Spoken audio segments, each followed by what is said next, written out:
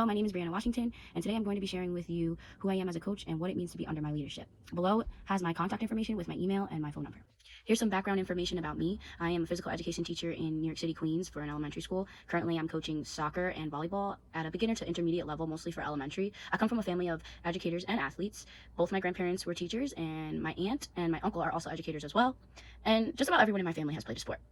I'm an athlete myself. I've actually been an athlete my whole entire life, and I played school and outside sports. I did travel soccer and AAU basketball and played in high school as well. I graduated from Rockland Community College, where I received a associate's in human performance studies. My personal path for my coaching career started with my love for soccer. I would always be at the local field by where I grew up in upstate New York. And after playing there for years, once old enough, I started refereeing, and from there I was offered an opportunity to cover for a coach who was sick. And after receiving great feedback from that practice, they offered me an opportunity to run the TOTS program, which was kids 3 through 5 years old learning the fundamentals of the game. I proudly have held this role for the past 8 years, and this is a moment that was pivotal for me. It was a career-changing realization, something that made me want to become a coach. Of course, other experiences reinforced my desire to pursue coaching as well, such as serving as the captain for my high school travel soccer team and serving as the captain for my college basketball team. These roles showed me the impact that a leader can have, and it inspired me to guide players to become stronger athletes and to grow into individuals of good character and supportive teammates. My current volleyball coaching position came about while subbing as a substitute teacher for PE. I realized that the program was at risk for cancellation due to the coach having to step down, so I decided to step up and lead the program and ensure the students still had the opportunity to participate. That was last year, and I'm continuing to coach the team again this year. Growth as a coaching professional. As a coach and a leader, I continue to reflect and learn all the time. I'm always adapting and open to change, meaning I'm never finished learning. It's a process that doesn't end.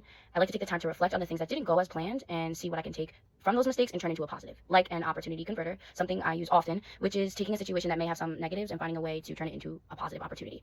Players are more than welcome to share their opinion. However, they still understand and respect the boundaries laid out as coach to player dynamic. But this open communication and the players feeling comfortable enough to talk to me as a coach is needed in order for me to grow and for me to learn and for me to be able to provide the right accommodations for my players to succeed. Next point of how it's a team effort. It's not something that I work on alone. As a coach, I have to listen to parents, and it's essential for them to do the same. And especially with players as well. I need to listen to players too. I have to hear their concerns or any ideas or anything that they want to contribute to the program. And players and parents should ask a lot of questions as well. And as a coach, I constantly encourage this so there is no miscommunication and we can practice open communication with each other, which is another point. None of this can be successfully done without practicing open communication and genuine listening. This means listening to parents and players, not just about sports, but even about stuff at home, like at home life. I connect and grow more with players when they share things that are not typically shared on the field, and this process actually shows your athletes that you truly care about them, giving opportunities for them to open up more, and for me as a coach to use those chances to establish good relationships with my players. To really see growth as a professional also means establishing a network of peers and mentors and staying connected to the community to stay up to date and know what's going on with your players and the people who surround them. In my opinion, drawing support and involvement from the community strengthens the bond between teams, their school, their families, their friends, classmates, turning the program into a true group effort, team effort. As a coach, it also helps me stay grounded and aware of what's happening around us, keeping the program connected to its broader environment, which is very important. The style of leadership and the type of leader I am. The coaching style I use is best described as holistic and transformational, while also blending relational, democratic, and laissez-faire approaches with a touch of pragmatic ideals. I'm holistic because I look at an athlete as a whole person, not just as a player. I look at person over player. I like to support their mental, emotional, social, and physical growth, their overall well-being. I'm a transformational coach because I aim to inspire and motivate athletes through vision, encouragement, and role modeling, setting a good example by showing good character and good sportsmanship, focusing on long-term development. I am a relational coach because I emphasize building strong, trusting connections with athletes, showing empathy and genuine care. With older players, I'm more democratic, and this is because I like to have athletes have a chance to make decisions. I want them to have ownership and responsibility and encourage leadership within the team, especially with the captains. Again, this is more with older students, not so much with my beginner tots that are 3 years old, but with my older elementary 5th grade students. I like to step back and do a laissez-faire approach when appropriate, of course, allowing the athletes to explore and self-direct and, again, take initiative when necessary. And lastly, I'm pragmatic because I like to set goals that are realistic, and I'm open to being flexible and bouncing ideas with what works best in the moment for the team or for a player. I'm always willing to adjust. Currently, right now, I have 2 programs under my leadership. The Soccer Tots Nardi Association. Under my leadership, this program is very player-led, and I encourage the children to explore, take initiative, and make decisions for themselves because they are younger.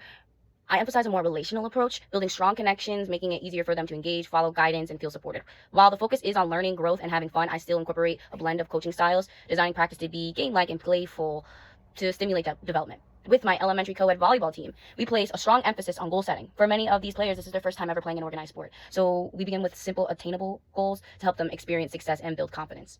Reflection is a key part of our program, both for me as a coach and for the players. After every activity or match, at least 3 players share something that they feel they can improve on and turn into an opportunity for growth. We also use journals with prompts that encourage players to reflect on how they felt after a match or practice.